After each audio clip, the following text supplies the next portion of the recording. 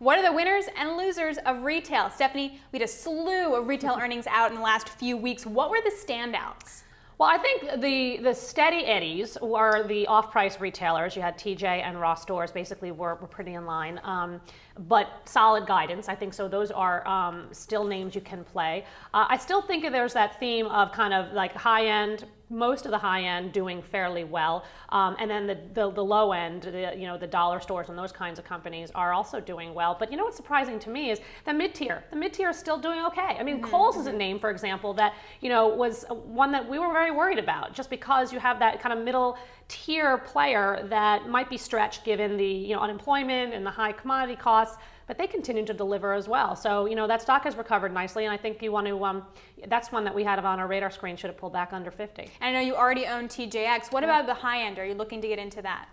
One name that we've looked at in the past has been Coach. I still like Coach a lot. I like what they have, their product assortment into the holiday season. It's not really dependent on weather. See, so weather really is kind of troubling, right? Because you had like one of the warmest Novembers on record so far, although it's supposed to get cooler from here.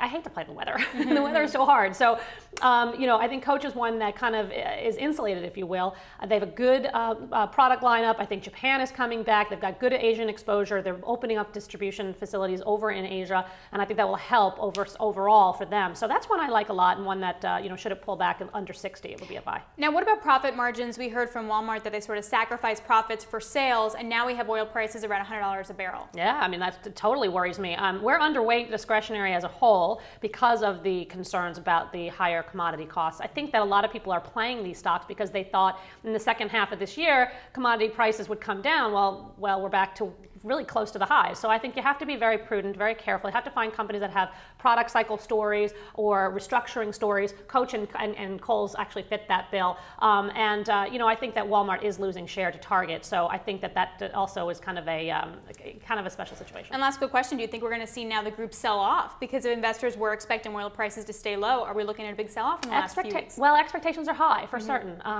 But they delivered, and earnings are probably on the margin either staying flat or going up slightly. Again, I think you're going to have pockets that do well. I think that the holiday season will be strong. It always is, and I think that you can find some real bargains should they fall off, should the stocks fall. All right, thanks, Stephanie. I really appreciate it. So those are your bargain stocks in the retail sector.